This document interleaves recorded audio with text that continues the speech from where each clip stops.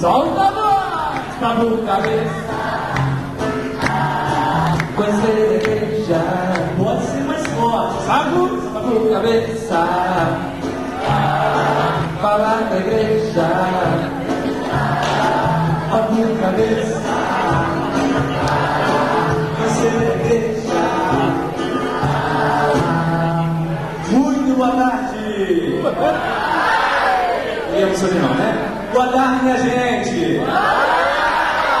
Boa tarde você também que nos acompanha, que adquiriu esse DVD. Muito boa tarde ou boa noite, seja o que você está vendo, né?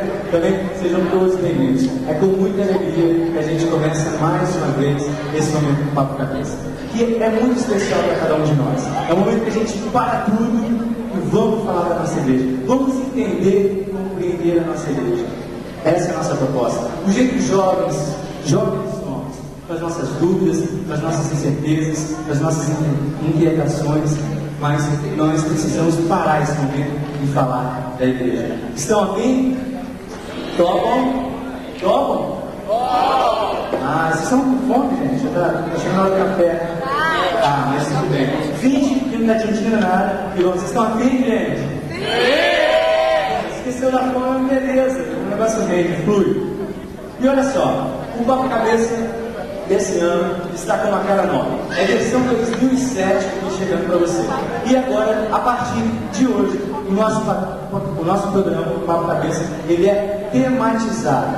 Aquele momento de papo vai existir um tema específico, né, que a gente vai trocar uma ideia, mas o Papo Cabeça cada dia vai ter uma roupagem diferente. E hoje nós estamos inaugurando com essa temática o Papo Cabeça. E o de hoje é o Papo Cabeça Gang! Aplaudam!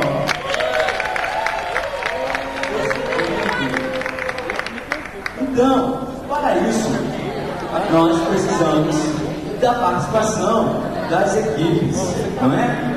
Você pertence a uma equipe aí, cujo tem padroeiro aí, tem um santo, né? Cujo santo traz tipo de equipe, não é? É ou não é? Então, legal. Eu quero já convidar a equipe, mas eu preciso do papelzinho com o nome das equipes. Ah, que maneiro! Aqui tá certo. Vira a cabeça.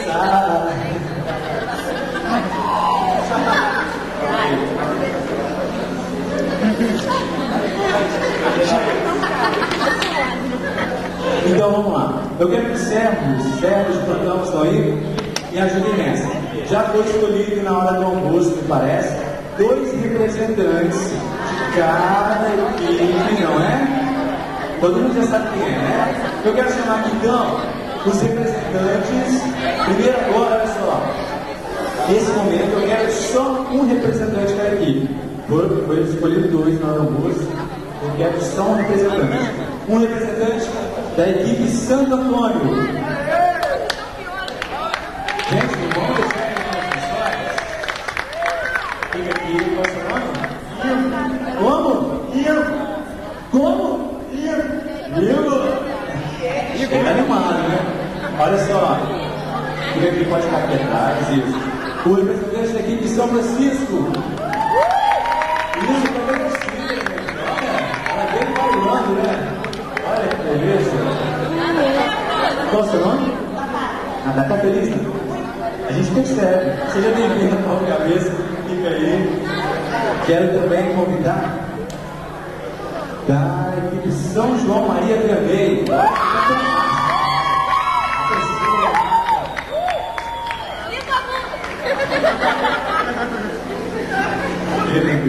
Qual o seu nome? Natália. Olha, outra Natália. Natália, quero convidar a equipe São Tarcísio.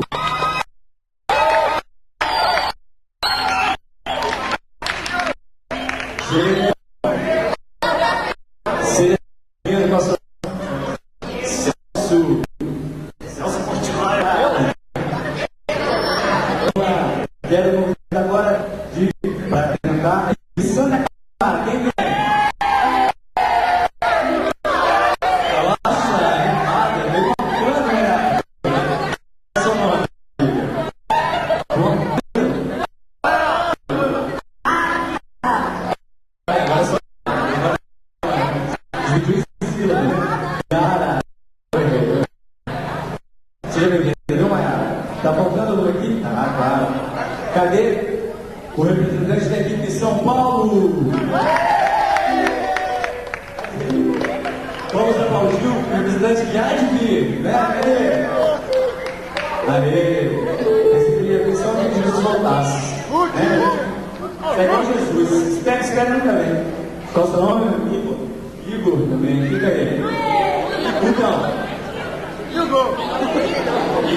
deixa eu falar uma coisa pra vocês. Vocês estão com gás pra torcer pra essa galera? Eles vão precisar muito da ajuda de vocês.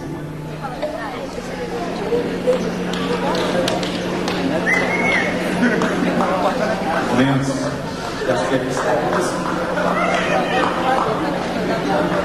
E eles vão precisar muito da ajuda de vocês, é isso que eu ia dizendo, da torcida de vocês. E vocês, com licença, câmera, vocês estão preparados? Qualquer desafio que pintar aqui na cabeça, vocês estão preparados? Depois dos desafios que vocês já passaram agora, qualquer um? Beleza. Então, meus amigos, sejam muito bem-vindos ao nosso momento de Torta na Cara!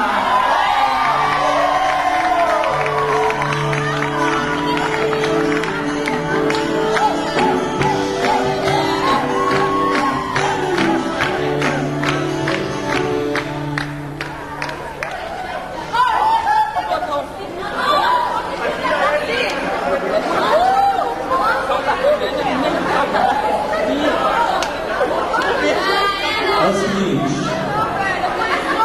vamos lá, olha só. Nós somos legais. Atenção, nós somos legais. E eles vão ter que responder perguntas bíblicas. Mas as perguntas estão facinhas, sabe por quê? O objetivo, é claro, é a gente dividir o nosso conhecimento bíblico, mas lá no fundinho, vamos ser sinceros, né? O bacana mesmo é ver essa galera se não usando comigo, né? Fala a verdade. Então, nós pegamos as perguntas, entendeu? Caminhamos para as perguntas, tá? Mas também precisa de agilidade pequena, porque vai ser, a gente vai ter que implementar aqui e tal, equipe contra equipe, vai ter uma final depois e tal. Só que esquema é o seguinte, tem uma equipe aqui e outra do outro lado. Eu vou falar a pergunta, na hora que eu falar já, quem pegar o primeiro chapéu e colocar na cabeça é que vai responder. Então, pelo amor de Deus, se o irmão pegou o chapéu, não vai querer tomar dele, ligar, fazer um vídeo danado aqui, não vai derrubar, não precisa disso, beleza? E ó, vocês estão aqui, atenção, né? Vai precisar ou não vai das equipes? Então, vai lá, anima esse povo aí, pede torcida, vai lá, vai. Eu vou deixar todo mundo,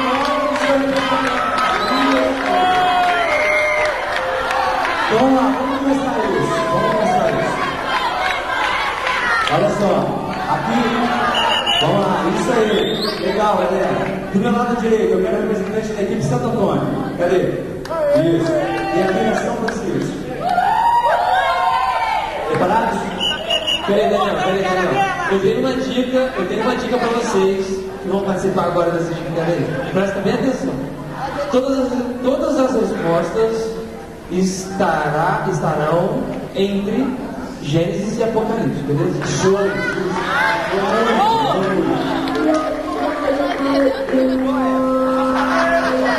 Valeu, Cruz. Você foi melhor que eu. Vamos lá. Preparados? Mão na cabeça. Isso. Olha, mão na cabeça. Vamos lá, silêncio para nós ouvirmos uma pergunta. Quando do nascimento de Jesus, 3 reis magos foram conduzidos para adorarem o menino, ajudados e pacientes por um astro celestial. Que astro foi esse? Já! Olha a cabeça! Isso! 5 segundos para escolher.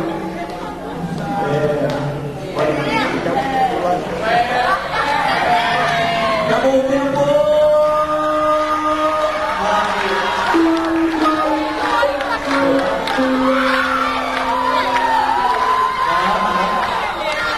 Olhando a câmera,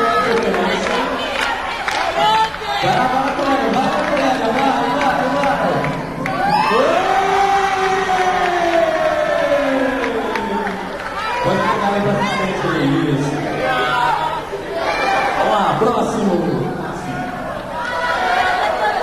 A equipe, atenção, a equipe São João Maria Vermelho, que é o direito.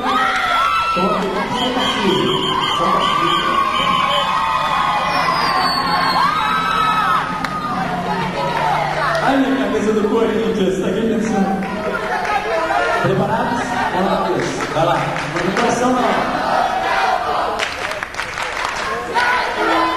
Vamos lá, pergunta. Vamos ouvir a pergunta. Ao saber que seria a mãe de Jesus, vamos lá, repetir. Ao saber que seria a mãe de Jesus, a Virgem Maria não se hesitou em subir a região montanhosa de Judá para visitar uma parenta, onde algumas traduções bíblicas vão afirmar que é prima, que estava no seu 6º mês de gravidez. Tá? Essa parenta de Maria. Qual o nome dessa prima? Já! Sara. A resposta está errada! O nome é Isabel.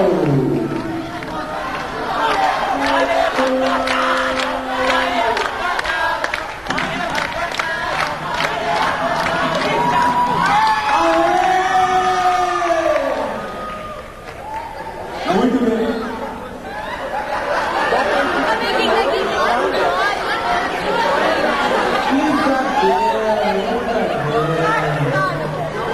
Vamos lá. Você é de qual equipe? Não, de qual equipe? Você tem que dar Cis. São da Cis? É verdade, você não tem.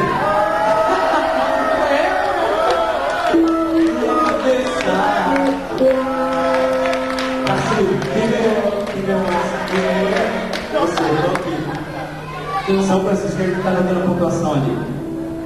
São Francisco, tá? Então vamos lá, agora eu quero chamar aqui São Francisco contra Santa Clara. Isso, você de novo, hein? Vamos lá, preparada? Torcida, gente! Torcida!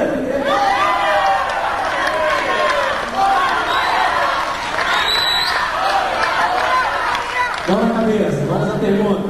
Não vou falar já, hein?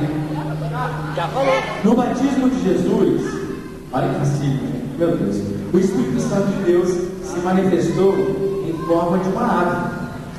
Que ave é essa? Já! Calma! Certa resposta!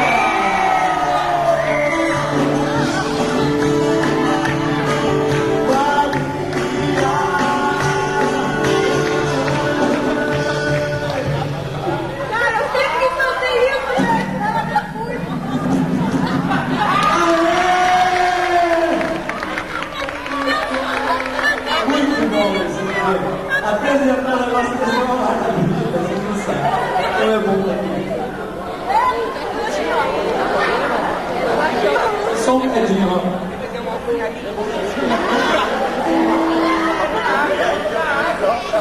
Achou? Agora eu quero São Tarcísio de novo contra São Paulo.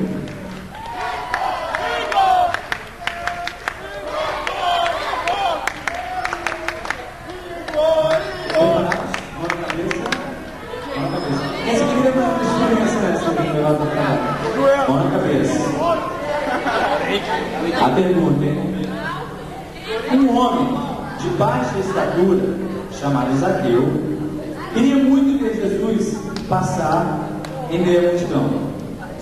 Aonde foi que Zaqueu subiu? Eu falei já. Não falei já. Aonde foi que Zaqueu subiu para poder ver Jesus? Já! De novo, já vai ser de novo. Mão na cabeça. Não, não falei já. Vamos, chapéu. Já!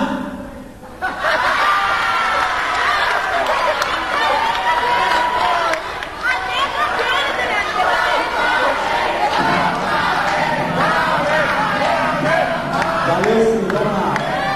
A resposta dele, 5 segundos para responder, valeu. Já era!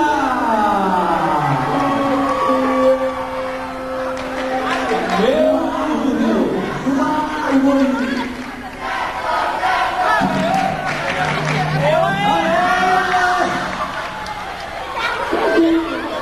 Muito bom! Ganhou o São Tarcísio de novo. já teve. São Tarcísio ganhou.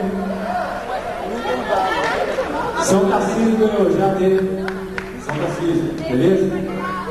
Agora, eu quero chamar aqui Santo Antônio contra Santa Clara. Santa Clara, Santa Clara. Santa Clara, Santo Antônio. Vamos lá. Parados, estão nervosos, ansiosos? Você tem né? Então vamos lá. Olha a pergunta, gente. Vamos lá. O primeiro milagre de Jesus se deu em uma boda em Caná da Galileia. Se deu numa boda em Caná da Galileia, por intermédio de sua mãe Maria. Aponta.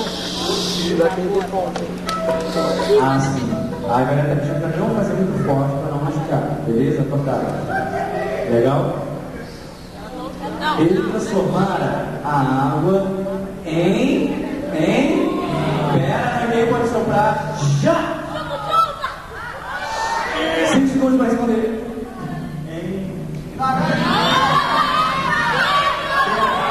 Foi pedra?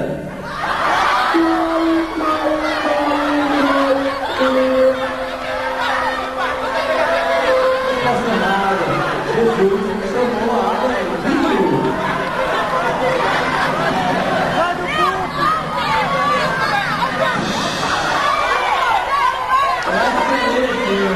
Muito bom. Santa Clara, galera.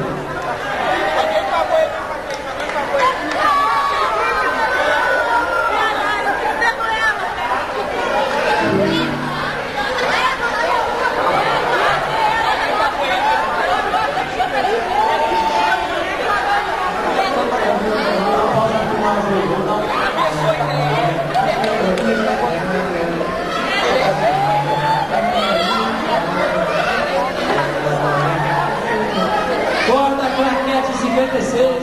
Corta.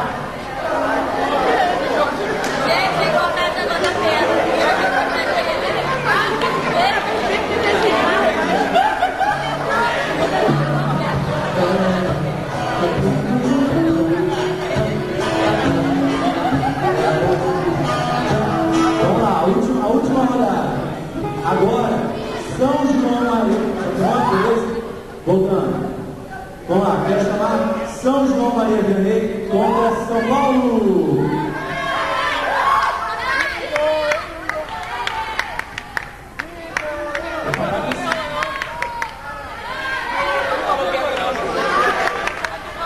Vamos lá, pergunta. Jesus foi traído.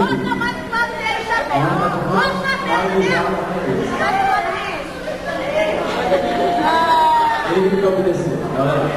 Jesus foi traído com um beijo por um de seus discípulos. Qual o nome desse traidor? Já!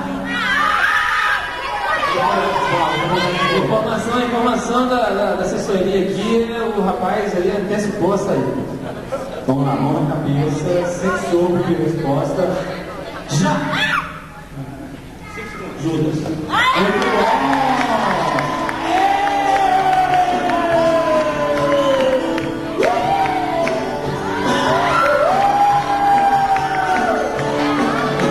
Muito bom! Vamos lá. O Jair vai mostrar pra gente quais foram as duas equipes que mantiveram a pontuação e vão participar da temporada. Santa Clara Santa Clara e São Tarcísio. e São Tarcísio. Dá um Isso. Gente, muito obrigado pela participação de vocês. Vamos aplaudir os nossos irmãos aqui. Isso. Muito obrigado, galera. Foi um prazer. O prazer foi todo nosso.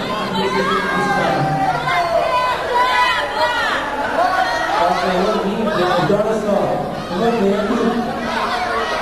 Atenção, um momento de vocês fazerem apelo para a torcida. Tá bom? Vai lá.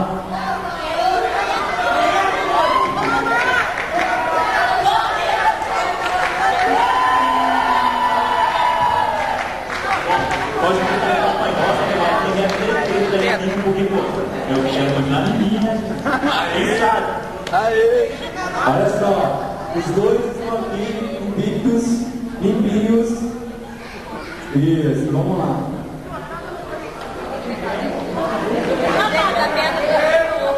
Primeira pergunta. Agora olha só, tem opções, tá?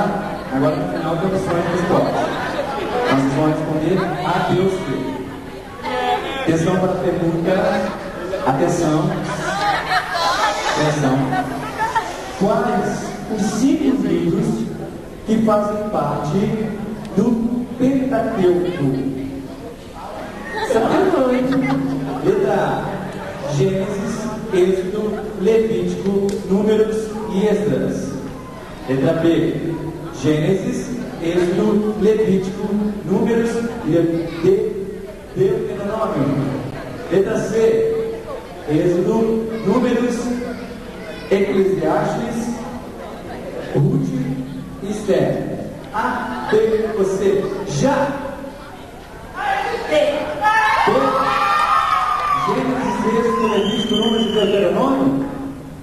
A resposta está...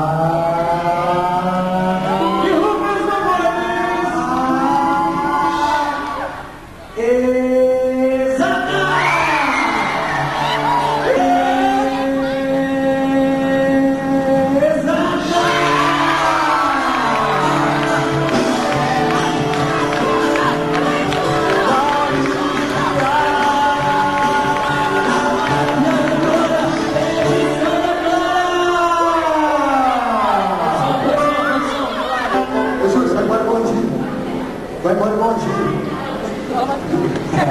Vou fazer a exceção, vou falar maldinho. Ah, então tá. Vou falar mais um pouquinho.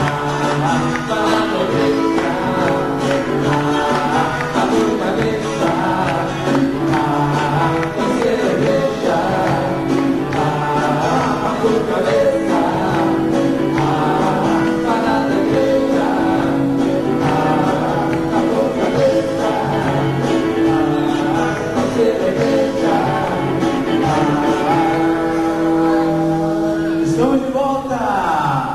Aplausos! Muito bem, essa não é uma coisa de verdade, né? Tudo combinado. Seguinte, agora eu quero muito aplauso, viu? Chegou aquele momento muito especial que nós vamos trazer uma temática muito interessante para a gente poder estar conversando aqui, todo mundo participando. É o momento do nosso bate-papo, do nosso Papo Cabeça! Hoje, muito legal que você está em casa também, a gente vai trazer aqui, para esse tema de hoje, a questão do aborto. Ouve-se falar muito disso, de inúmeras formas aí fora. Argumentos, contra-argumentos, facções, movimentos, grupos, defendem ideias diferentes sobre esse assunto. Mas o que nós pensamos? Nós somos igreja também. Agora, o que é mais do que igreja? A Santa Sé vem nos dizer, vem nos orientar. E por que a Santa Sé nos orienta? Tudo isso vai valer a pena a gente conversar, colocar todos os pontos, as diversas situações que envolvem essa situação de aborto. Quero muito contar com a participação de vocês, beleza? Combinado? E para isso, veio uma galerinha muito maneira para estar aqui com a gente. Meninos, vocês são escravos? Podem ir lá? Eu quero convidar ele que já é conhecido de muita gente aqui. Ele não é somente professor de história, mas ele também é um pai da Isabelle. Carlito! Vem pro palco! Muito bem-vindo! Fica à vontade, gente, isso. Quero convidar ela, que é um docinho de pessoa, uma amiguinha assim, muito minha amiga. Amigos lá de outrora, assim, tempos de Juque. Ela é psicóloga e vai também estar aqui contribuindo muito. Minha amiga Ellen! Bem-vinda!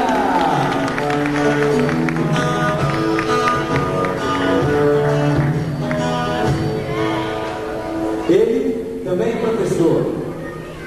Ele dá aula de biologia, é um biólogo. E vai também estar falando pra gente toda a lição da biologia sobre esse tema. Com vocês, Marcos Paloma! Você essa palma! Bem-vindo! Obrigado por estar aqui, ó. Isso!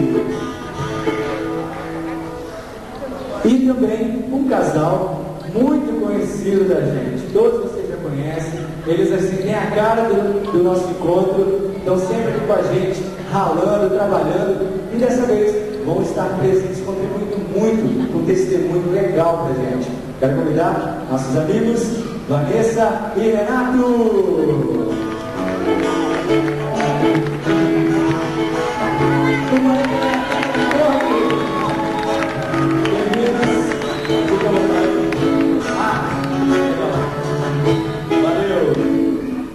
Primeiramente, muito bem-vindo a todos, obrigado por estar aqui nessa tarde com a gente. Tenho certeza que esse sentimento, essa gratidão vem também deles, com certeza. E faço aqui o protesto dele, que é Renato e Vanessa, não Vanessa e Renato. Então vamos aplaudir novamente. Renato e Vanessa!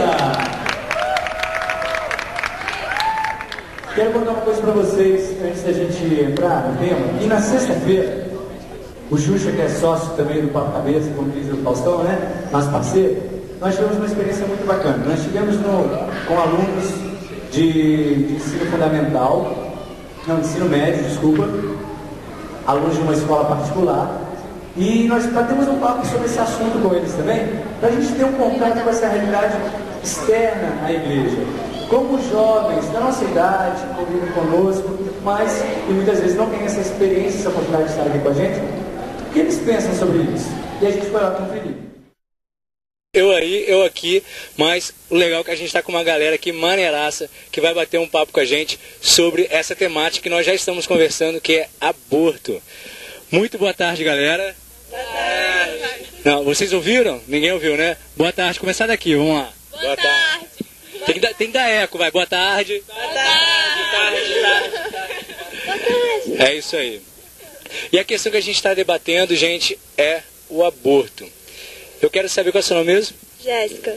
Jéssica, qual a sua opinião sobre o que a gente vê aí que é chamado de descriminalização do aborto e tal, mas que na verdade é a prática em si? Qual a sua opinião sobre o aborto? Porque cada caso é um caso, assim, por exemplo, num estupro é uma situação assim que, poxa, a pessoa não teve como evitar. Agora, se ela já vai e tem um descuido, assim, já é uma situação, é um caso diferente, assim. Tipo, eu concordo com ela, só que realmente depende do caso. Se a pessoa for estuprada, vai pela cabeça dela, só que mesmo assim, se ela seguir uma religião, depende tudo da vida dela, o que os pais delas pensariam, porque às vezes ela foi estuprada, ficou grávida, mas os pais dela falaram, não filha, tudo bem, não sei o quê. Mas se fosse outro caso, ninguém apoiasse ela e ainda por cima botasse pilha para ela abortar, com certeza. Entendeu? Acho que seria um caso também do meio que ela vive. Renata, a galera está falando aqui a questão do estupro. Existem algumas ocasiões, algumas situações que você seria contra totalmente a prática do aborto? Situações do tipo de a pessoa já tem um namorado, uma coisa fixa, assim, e ela se descuida e acontece.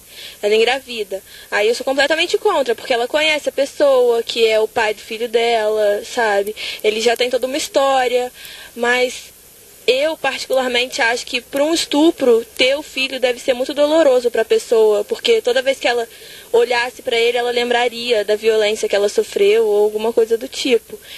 É um ser humano, é uma vida, mas seria um tanto quanto esquisito para ela. Para mim seria. Falou-se da questão do estupro e também falou da questão do namoro. Então eu queria colocar uma situação aqui. Um casal tá naqueles dias um pouco mais empolgado, tá namorando, aquele vucu-vucu, e aí aconteceu de acontecer. Não estava planejado e tal, e aconteceu. E a menina engravidou. E essa menina, vamos supor que ela tenha 13 anos. 13 para 14 anos, pode ser? 13 para 14 anos?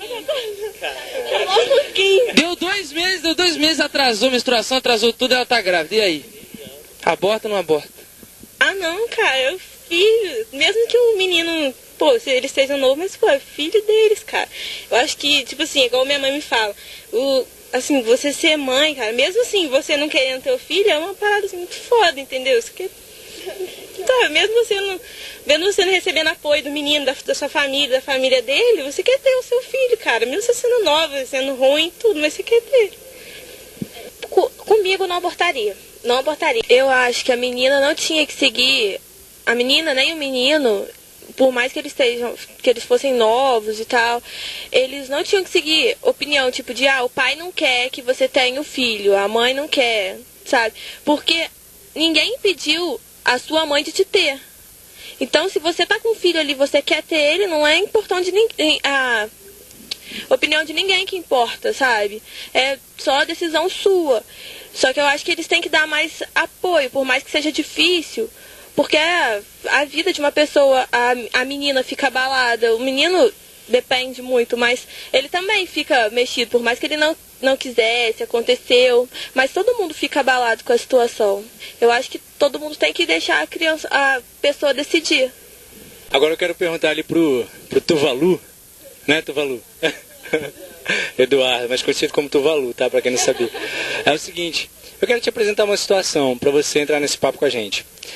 Uma família que já possui 7 filhos, moram na Rocinha, na favela da Rocinha. Vive numa situação muito precária de vida, de dar condições de sobrevivência a essas crianças, tá?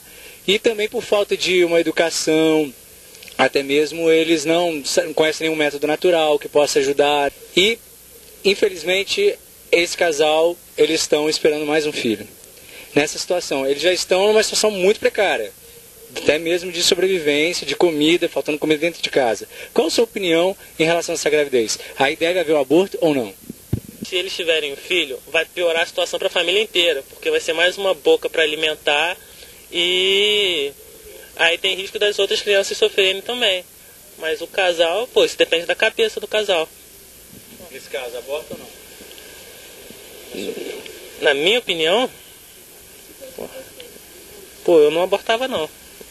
Você fazia sofrer os 7.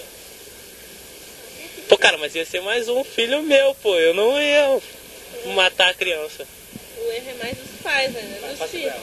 O erro é dos pais, né? Dos filhos, Ninguém mandou os pais querer transar toda hora, né? A culpa não é deles, a culpa não é dos filhos, a culpa é dos pais, né? Tem que segurar o apetite sexual deles, né? A culpa não é dos filhos. Se eles tiveram a irresponsabilidade de fazer mais um filho, trabalha mais para conseguir criar mais um filho. A responsabilidade é deles de criar. O filho não pediu para nascer, a culpa foi dos pais. Não, pode falar que Não, porque eu acho assim, que às vezes não é nem irresponsabilidade dos pais, assim. Poxa, acontece, eles não têm dinheiro, eles não têm como estar sempre se prevenindo, assim. Eu acho que, assim, no meu caso, eu não abortaria. Eu acho que dá pra dar uma segurada, eu acho que ainda dá, que como dizem, né, onde come 7, come 8. Eu acho que não seria o caso de fazer o aborto, assim. E por mais também, antes dele praticar o ato sexual, eu acho que eles têm que pensar nas consequências, né? Uma menina de 20 anos foi pular o carnaval. E nessa de pular o carnaval, ela foi conhecer um cara, se envolveu com a pessoa e na quarta-feira de cinzas, no último dia, acabou que aconteceu o acontecido. E aí? Ela volta para casa, ela fica neurose total. E agora? Será que eu tô grávida ou será que eu não tô? Aí para garantir, ela vai e toma a pílula do dia seguinte. Qual a opinião de vocês? Isso é um aborto ou não é? Era um feto. O feto ia ser uma criança, ia ser um adulto, ia ter uma vida. É uma célula. A célula ia ser um feto, que ia ser uma criança. É, isso mesmo. Fala que é um embrião. Tá, é um embrião. O que vai sair? É um embrião, sabe? Poxa, isso já é uma vida. Se ela for tomar a pílula do dia seguinte, é uma forma de aborto. Fecundou, tá? Mesmo que tenha fecundado. Mas ainda não formou, assim, o cérebro. Ele ainda não sente, entendeu? Ele ainda não tem, assim, uma alma. Assim, mas se fosse deixar pra ele ficar mais velho, ela se arrepender e já um feto formado, seria muito pior do que ela já se antecipar e tomar a pílula do dia seguinte já com ele bem menor, assim, recém-fecundado. E eu acho também, ela também tá no direito dela de tomar a pílula. Ainda mais que ela não tá esperando, passou assim 1, 2 meses, passou 2 dias. Eu acho que ela tem esse direito sim, apesar de ser não totalmente o aborto, mas é um princípio de aborto. É legal essa questão do direito, é direito dela tomar a pílula do dia seguinte.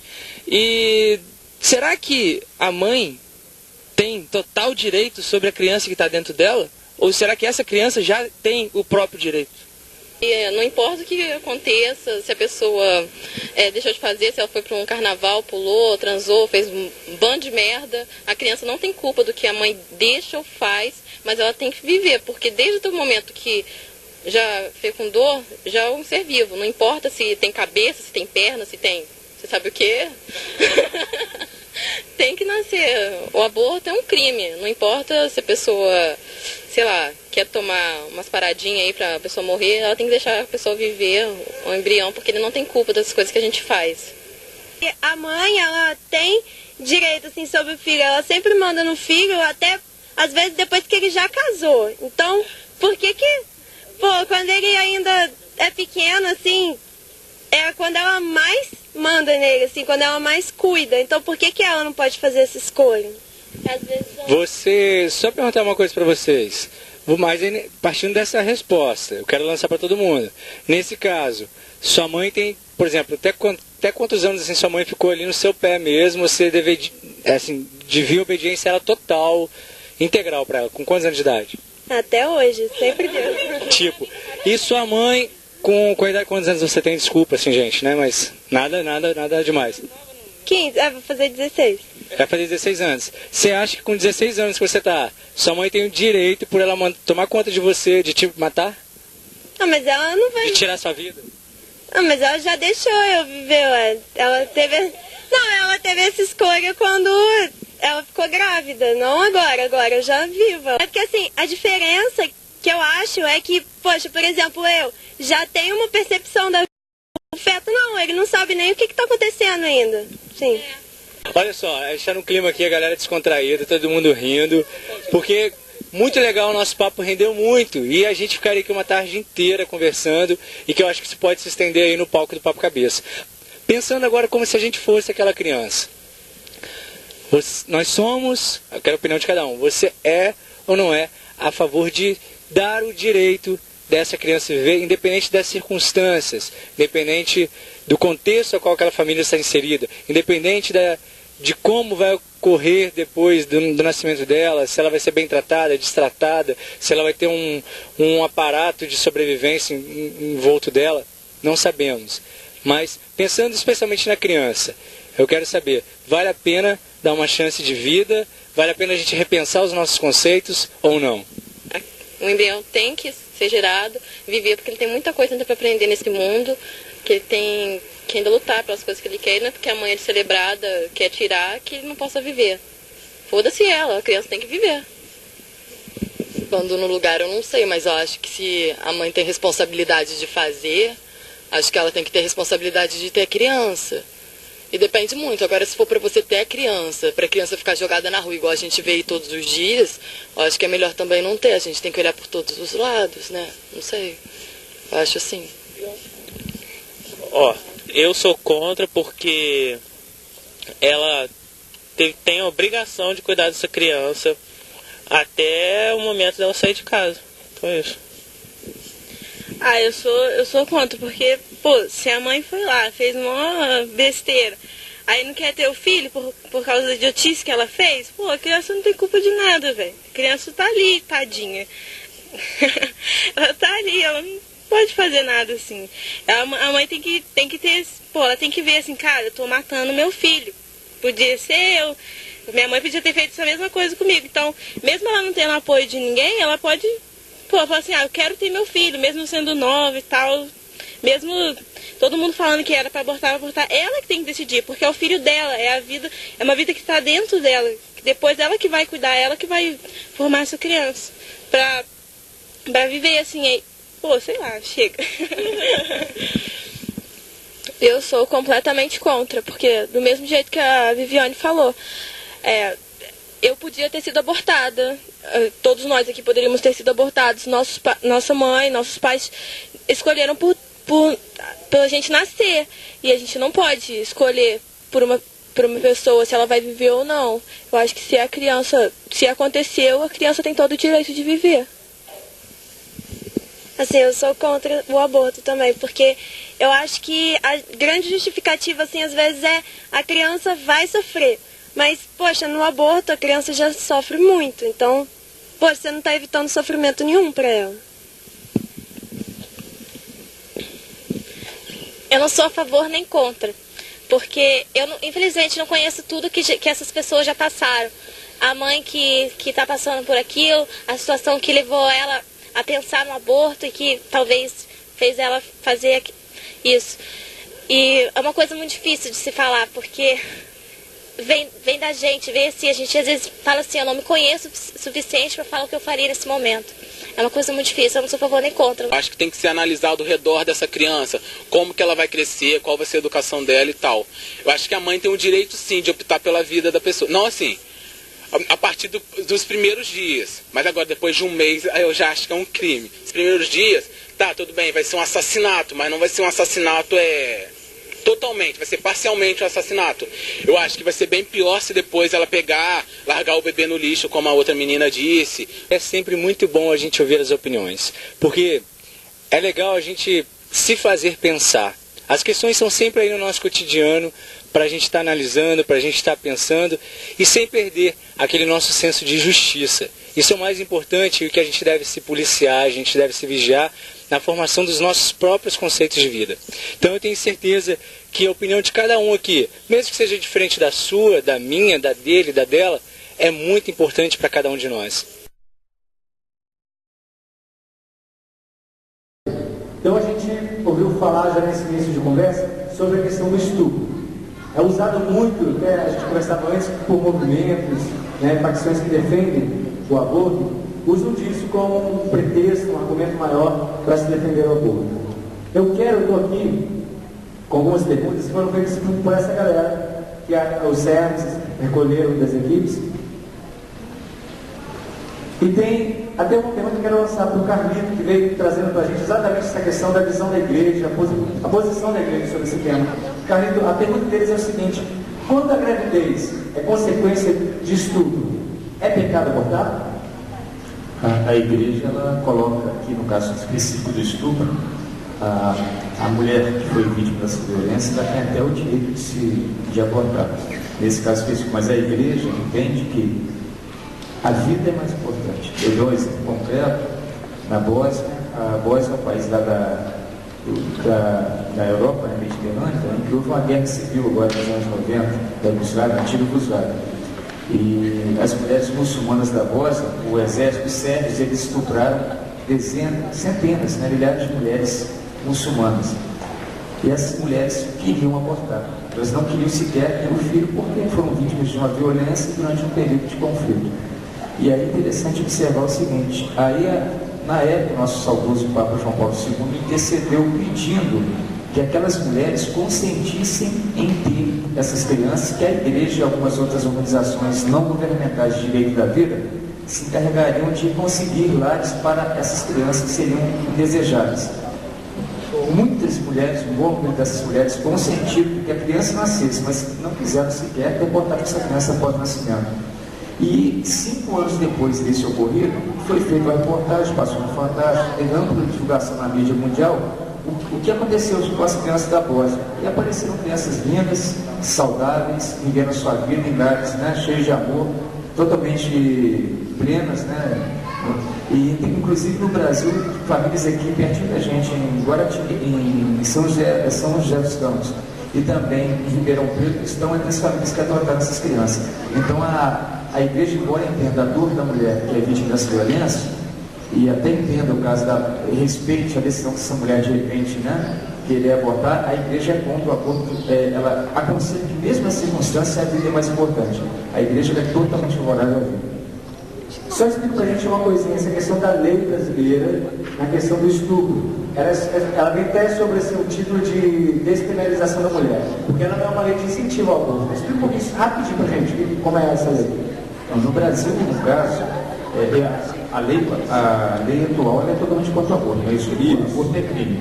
Existe uma tendência, uma campanha, né, bastante disseminada nos meios de comunicação para se descriminalizar o aborto, de maneira que, em casos específicos, eles possam ser pedidos, inclusive no caso de risco de saúde da mulher, no caso de estupro, né? Mas a gente sabe que, na verdade, isso aí é apenas um começo para você legalizar de um modo geral. Mas no caso do estupro, a mulher já não é penalizada, né?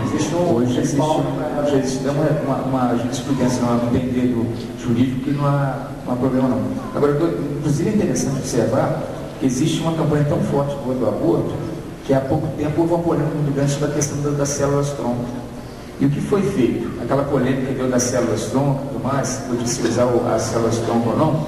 É interessante que a posição da igreja em relação à pesquisa com célula-tronco tem uma separação com a questão do aborto. Por exemplo, no caso da célula-tronco, a discussão é o seguinte, né? Se você, até 3 meses depois de fecundado, né, o espermatozoide de fecundar, né, o óvulo lá, no caso não seria ainda uma vida que estaria sendo gestada. Então alguns cientistas afirmam que 3 semanas após a fecundação ainda não existe um ser humano.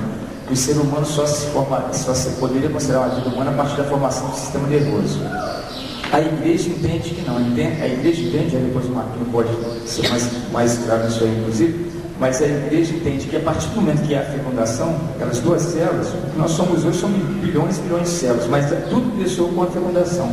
Então qualquer interrupção após a fecundação já seria um crime. No caso da vida, na questão do aborto, se coloca muito isso, até durante quantas semanas de gestação pode se considerar um ser humano? Aí vai se discutir quais são os critérios para se dizer até que ponto um feto já pode ser um ser humano ou não. No entendimento da igreja, a vida começa a partir do momento que há a fecundação. Qualquer interrupção após isso é pecado grave, é assassinato. Então, segura isso, só para a gente não perder essa questão do estupro, a psicologia, como ela analisa todo o quadro da mãe, ou talvez até a família também, porque se ele estupro, ela vai atingir toda a família, né? O quadro psicológico dessa família, não sei se eu posso dizer assim, a patologia psíquica dessa mãe que sofre estupro, o que ela diz, assim, quais são os sintomas, tudo que ela vai viver naquele momento, pode levar ao aborto, pode levar a pensar em abortar e decidir pelo aborto, mas também eu já quero te fazer uma outra pergunta, no que a psicologia pode ajudar para essa mãe não abortar? A gente está falando do aborto, interromper uma gravidez não desejada e motivada e que aconteceu por causa de uma violência. E aí a gente pode pensar numa reflexão, quantas vezes nós somos vítimas de violência, a violência está aí, muito forte nas nossas vidas, e isso justifica a gente sendo vítima de violência, tirar e aí agir de violência para se defender. E aí é uma reflexão que a gente precisa fazer. Então, assim, a mulher tem direito, se ela não tiver um suporte emocional, o pessoal falou no áudio lá, que depende de cada caso, mas a psicologia pode dar um suporte emocional para essa mulher, passar o período da gestação, e se ela realmente não puder acolher essa criança enquanto mãe, porque vai ser signo dessa violência, se ela não conseguir superar, aí sim pode dar para adoção. É uma saída possível para os que pensam no direito à vida dessa criança que não tem nada a ver com a situação da violência. E daí eu gostaria já de estar dizendo que em outras situações também, tirando essa muito específica do estupro, que mesmo assim há casos de superação. Tem muitas mães de filhos gerados em estupro, em situações de extrema violência, que criam seus filhos e superaram essa dor, e é possível. Nós, seres humanos, somos capazes de superar isso. Não que todas nós temos que superar no sentido de criar essa criança fruto de um estupro, mas é possível. E a psicologia pode ajudar dando suporte emocional para essas mães que querem. A gente eu acredito que essa criança tem direito de viver, mas eu não estou aguentando sozinha. Não estou conseguindo superar. Para a família também, né? Para toda a família também. Para toda a família, porque a gente fica com raiva nessas situações de violência. E aí, o gancho da violência, eu queria dizer dos outros casos, não são só casos de estupro. Não sei se vocês sabem, mas a maioria dos estupros que acontecem não são por estranhos. As estatísticas mostram que os estupros, na maioria das vezes, acontecem por pessoas conhecidas. Então, podem ser parentes, podem ser os próprios namorados, ex-namorados, então tem alguma relação, isso pode aumentar a dor, falar, é de um desconhecido, então eu acho que pode, mas na maioria das vezes é uma pessoa conhecida. E tem outras situações de violência que a gente sabe que acontece contra mulheres, violência de gênero, existe aqui em Volta Redonda uma delegacia de atendimento à mulher, eu tive a oportunidade de trabalhar na delegacia de atendimento à mulher no centro do Rio de Janeiro, e as mulheres sofrem muita violência ainda por parte dos homens, e a gente não vai defender por isso, porque ela é vítima de violência, que pode, por exemplo, ela matar a pessoa que está violentando ela, não é verdade? Então, é uma reflexão que a gente lança. Se a gente não acha certo matar o sujeito, o estuprador, por que vai matar o fruto desse estupro? Legal, Vou dar rapidinho para o capítulo, só porque me bateu uma pergunta aqui.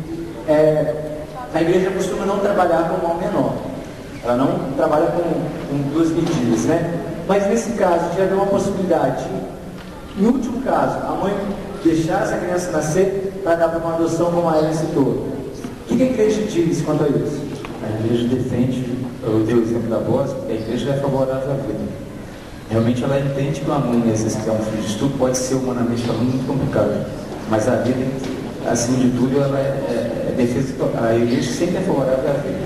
Eu gostaria de lembrar um outro fato, existe o caso de uma mãe italiana, quando o Papa João Paulo II esteve aqui no Maracanã, no Encontro Mundial das Famílias, foi colocado o caso de uma mulher, que ela tinha 40 anos, uma italiana, ela tinha a gravidez dela, uma gravidez de alto risco. Incorporada, em nenhum momento ela compactua com sermões. Eu gostaria de lembrar, inclusive, do que os entrevistados falaram ali, que todas as pessoas, geralmente quando se vai falar a favor do aborto, a primeira coisa que se fala é sobre estupro. A questão é a seguinte, que temos que perguntar, por que existe um número crescente de estupros na sociedade que nós vivemos? E mesmo assim, o estupro é exceção. A maioria das mulheres e jovens que recorrem ao aborto não foram vítimas de estupro. Só que os defensores do aborto pegam exceção e tentam transformar em regra geral. Muito legal.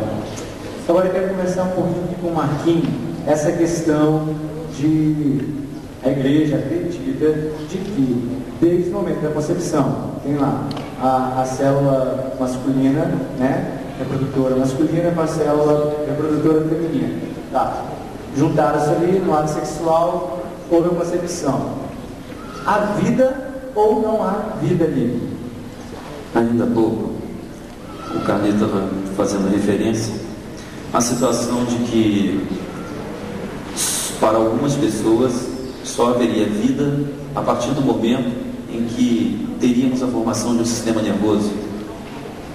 Dessa forma, planta nenhuma que está ao nosso redor teria vida, porque nenhuma delas tem sistema nervoso. Então, é um argumento de muito pouca consistência.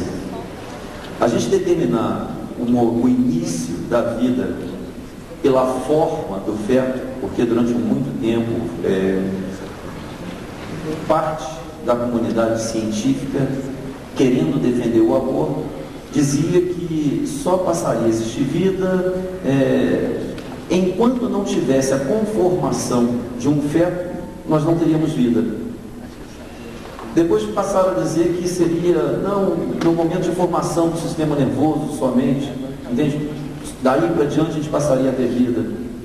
A verdade é que tem que ficar muito claro para a gente, que qualquer um, e isso é indiscutível, qualquer um dos que aqui está, tem exatamente a mesma carga genética, tem a mesma ordem genética para ser o que é, desde quando era uma única célula. Seria alguma coisa como a gente dizer o seguinte: não, você vai passar a ser vivo a partir de uma certa quantidade de células que você tem. A gente pode propor alguns ensaios, porque alguém sofre um acidente e tem que amputar um braço ou uma perna, deixou de ser gente porque tem menor quantidade de células. O camarada vai deixar de ser uma pessoa porque tem menor quantidade de células que tinha antes. A questão não é numérica, a questão é a ordem. que nós temos, eu, Marquinhos, tenho essa ordem para ser o que sou, desde que eu era uma única célula, produto da união do espermatozoide do meu pai com o óvulo da minha mãe. E seria inclusive interessante quando a gente faz essa abordagem de quando é que começa a vida. Olha onde que vem o fundamento da igreja com relação a isso.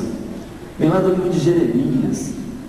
Jeremias, capítulo 1, versículo 5, ele fala assim: antes mesmo de te formares no ventre materno, eu te conheci.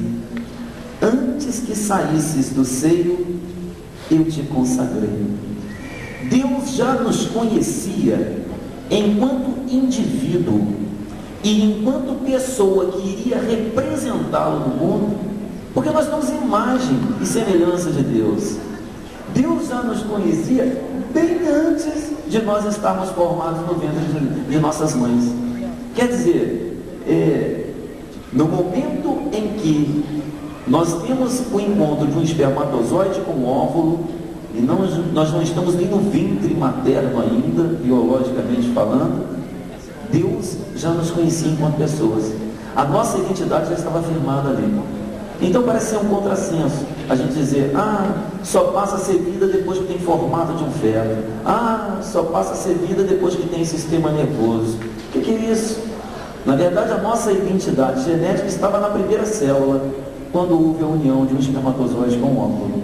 E existe essa passagem de Jeremias que nos deixa o posicionamento da igreja bastante claro e como vindo de encontro a essa questão. Desde antes de você estar formado no seu ventre materno, eu já te conhecia. E detalhe, eu já te havia consagrado. Uma palavra muito significativa para nós. Vamos aplaudir, inclusive, porque a palavra de Deus vem de nós e com certeza está preparando a nossa situação. E quero lançar uma pergunta que veio da galerinha aqui, ó, da galera. Quais as possibilidades do aborto causar a morte da mãe? Olha, é sempre bom a gente falar isso, porque existe uma série de enganos e desacertos que passam na cabeça, principalmente de adolescentes, e às vezes nem tão adolescentes mais, e que podem realmente trazer bastante risco para a saúde das pessoas.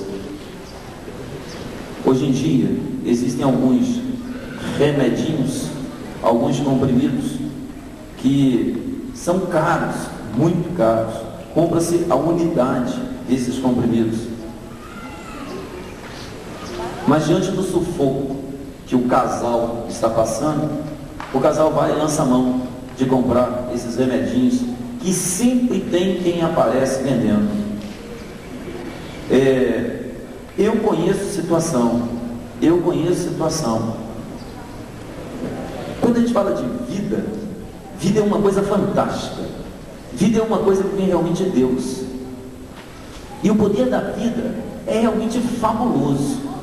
Acabar com uma vida não é coisa fácil.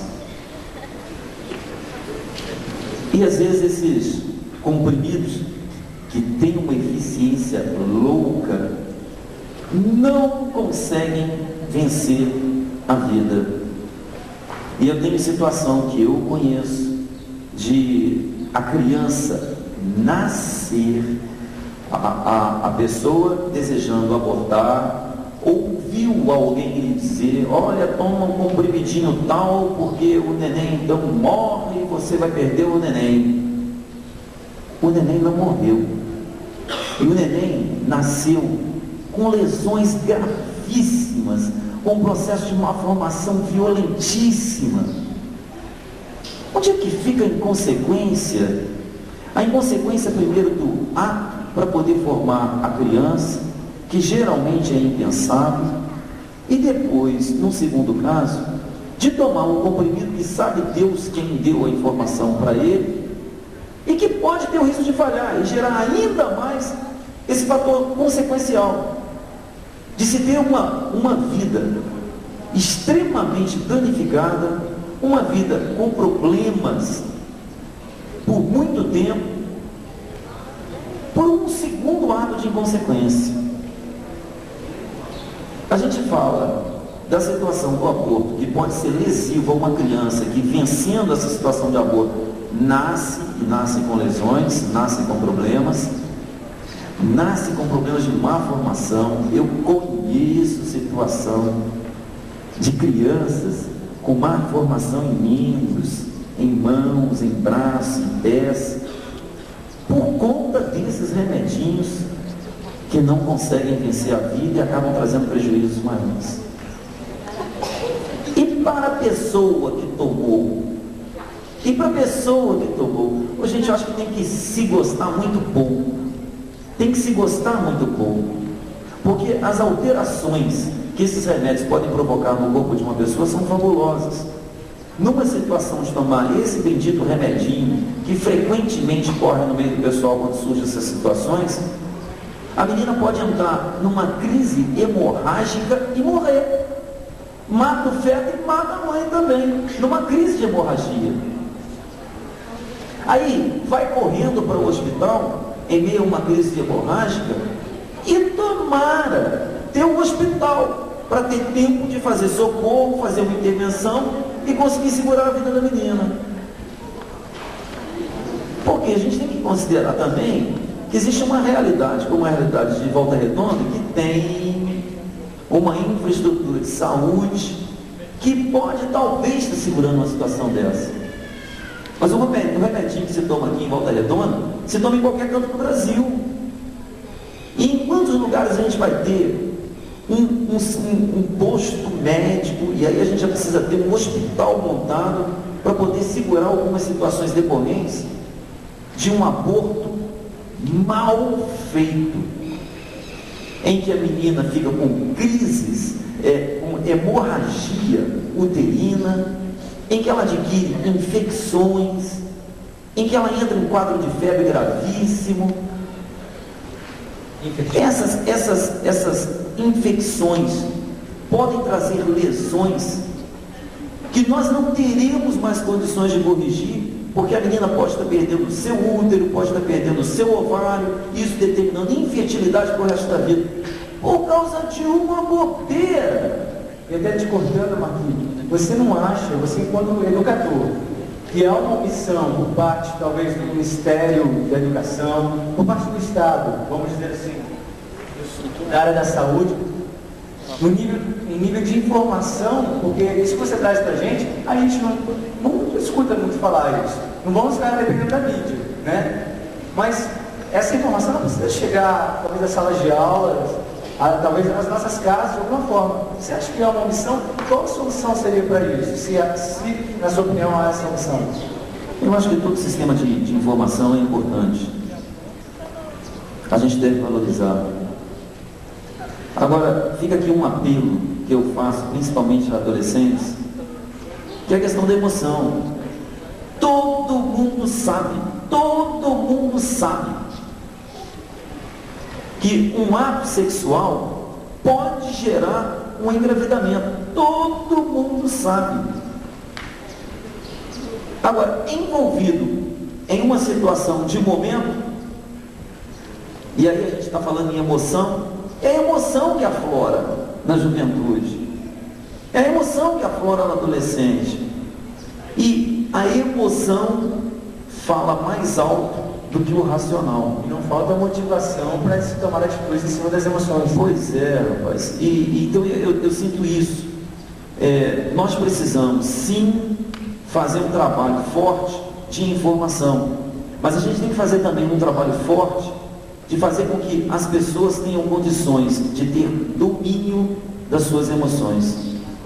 Brincadeiras como a gente vê o pessoal fazendo, experimentando, de desafios em grupos, para que grupos possam superar esses desafios, fortalecem muito esse espírito de ser capaz de vencer uma emoção.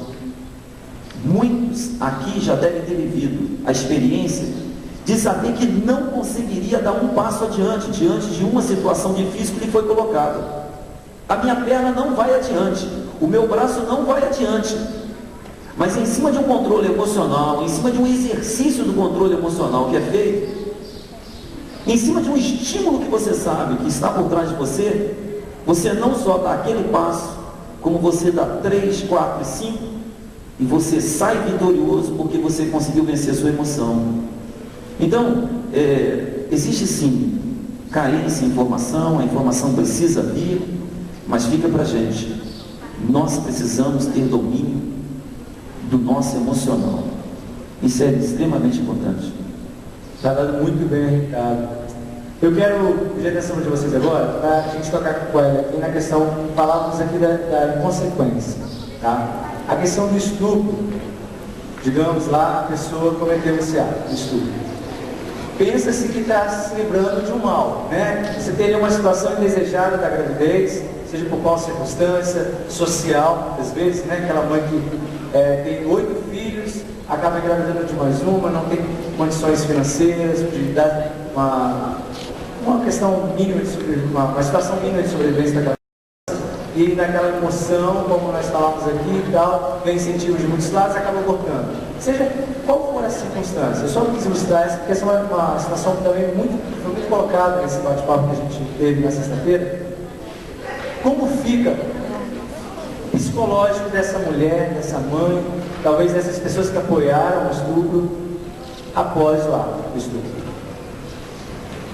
Nós ouvimos as pessoas no áudio falar e é por aí. Vai depender da pessoa e da história que ela tem.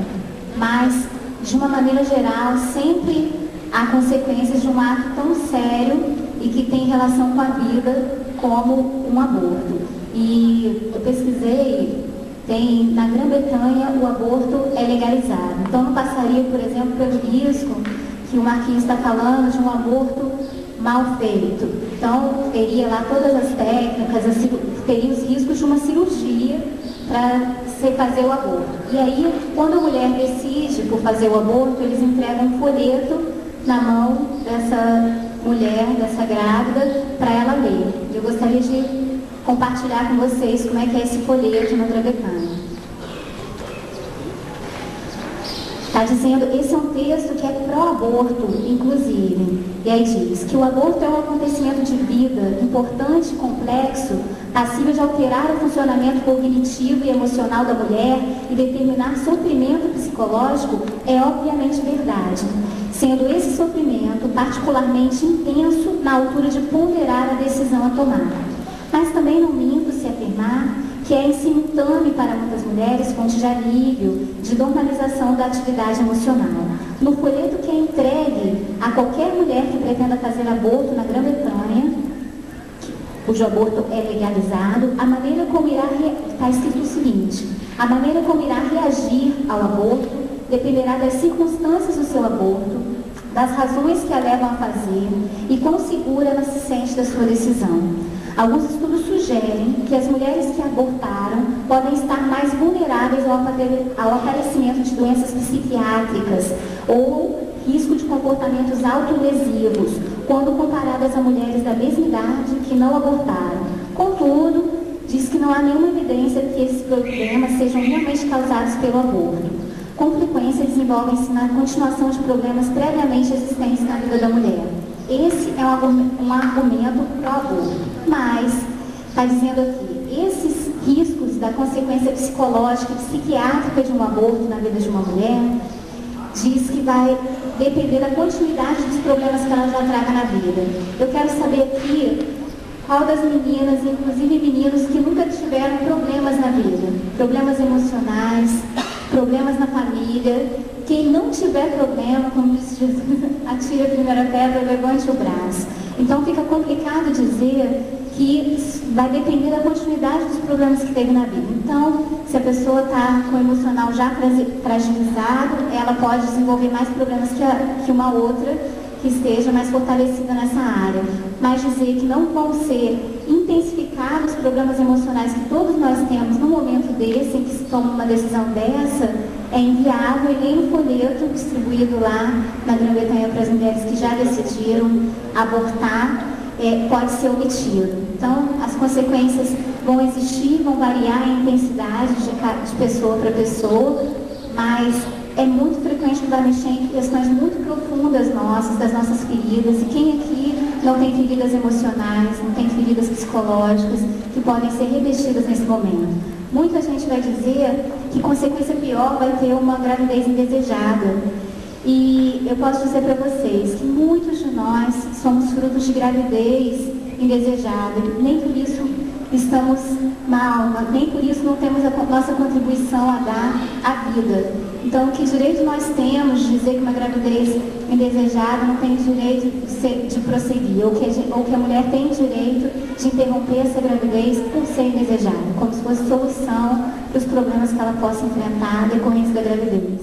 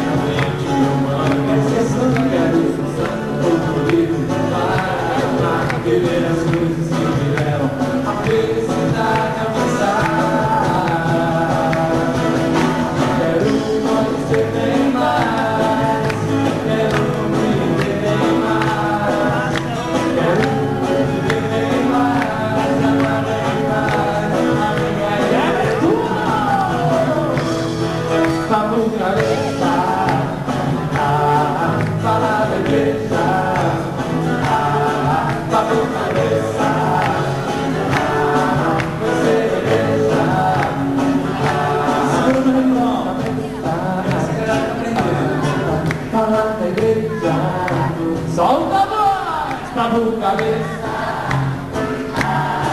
Conhecer a igreja. Pode ser mais forte. Sabu cabeça. Falar da igreja. Sabu cabeça. Conhecer a igreja.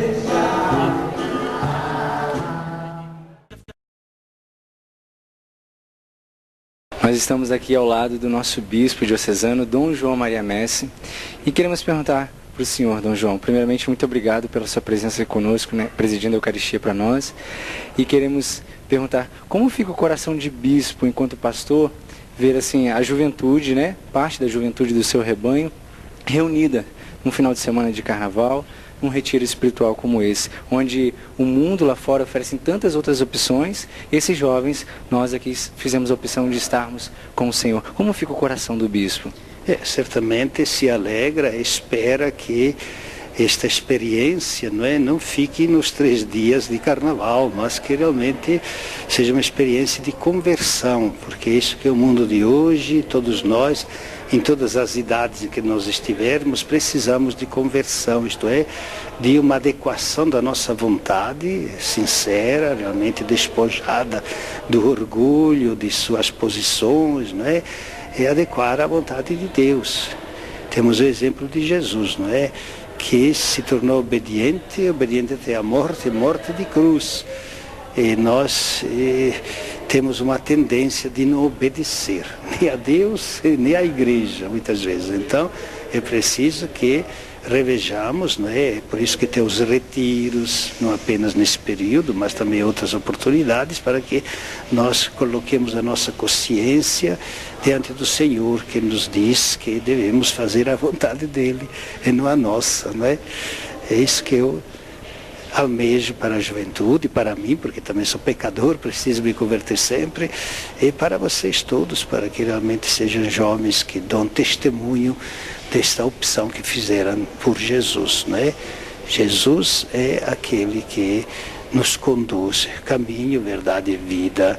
Ele é o nosso mestre para que sejamos discípulos realmente planificados de sua graça, de seu amor e de sua pessoa, não é? E para que nós possamos viver essa experiência de continuidade no seguimento de Cristo a partir desse carnaval, qual a mensagem, então, de orientação o senhor deixaria para nós, para que nós vivamos bem esse retiro, para que consigamos alcançar isso, essa experiência de continuidade?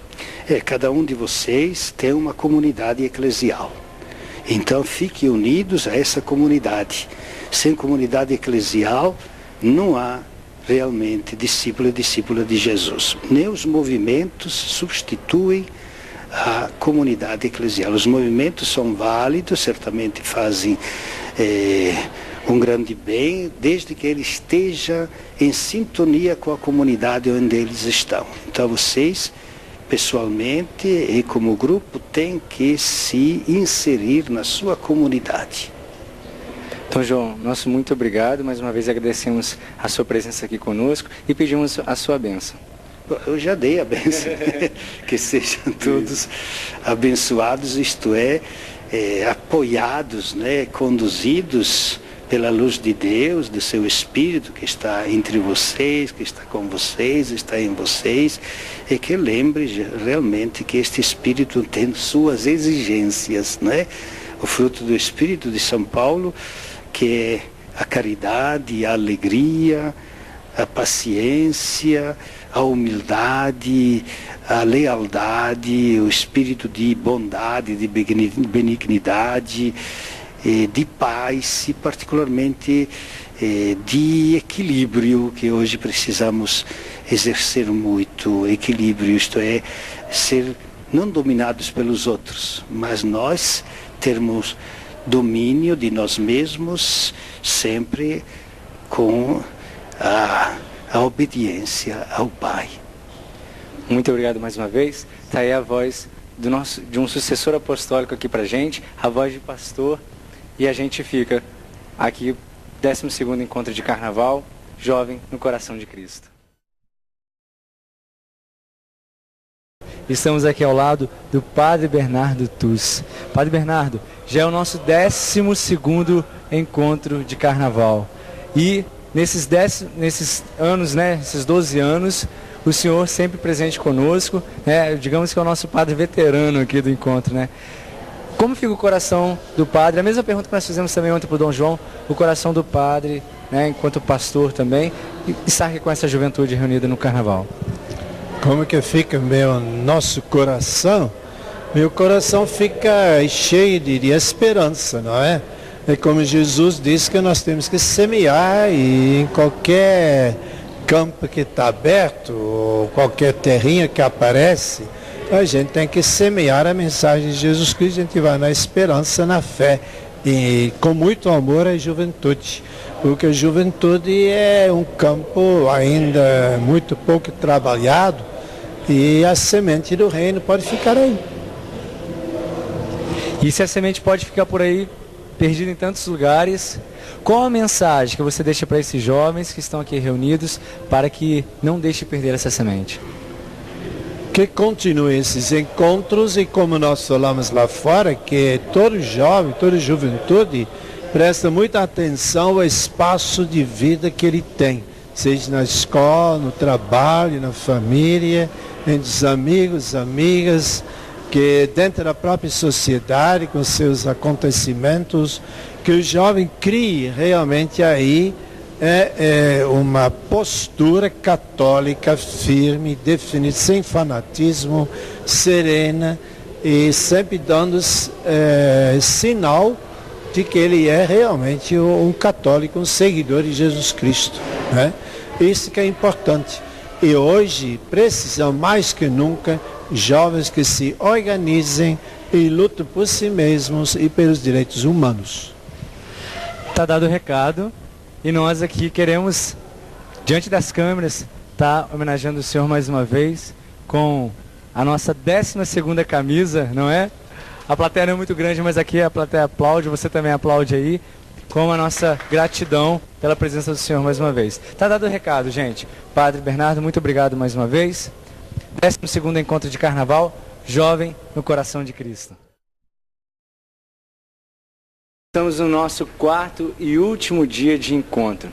Acabamos de participar da Santa Missa presidida pelo nosso Padre Levi. Padre Levi, nós agradecemos muito a presença do Senhor e queremos te perguntar o seguinte: esse encontro ao qual nós estamos participando tem o tema Jovem no Coração de Cristo.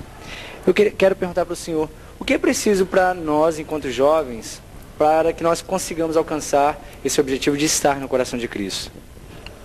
Propor que Jesus nos propõe foi isso que nós falamos hoje no Evangelho, está disponibilizando cada um ao outro e procurar buscar cada vez mais outros jovens que estão fora, perdidos. Isso é estar no coração de Jesus, mostrar o amor ao próximo. Muito legal. E para esses jovens que hoje terminam essa caminhada de 4 dias aqui, que estão hoje saindo de um retiro espiritual, do encontro, para esse mundão aí, o que o Senhor sugere para nós continuarmos no coração de Cristo e também nesse resgate que o Senhor falou de outros jovens? A porta do mundo é larga, então tá aí, te oferece tantas coisas negativas, é só você dizer, isso não basta, nós queremos ao contrário, chega de violência, chega de ódio, chega de inveja, queremos mostrar às pessoas que estão lá fora que tudo pode ser melhor a partir do momento que ela seja contribuidora para um mundo mais irmão, mais humano e mais missionário, buscar ir ao encontro do outro. Obrigado, Padre. Está aí a palavra desse presbítero, né, que está aqui no nosso meio como pastor e que, com certeza, essas palavras nos edificam muito e nós agradecemos pela presença do Senhor, pela entrevista e por toda a acolhida, os atendimentos que o Senhor estava fazendo aqui para nós no encontro. Obrigado, Padre. 12º encontro de Carnaval com Cristo, Jovem no Coração de Cristo.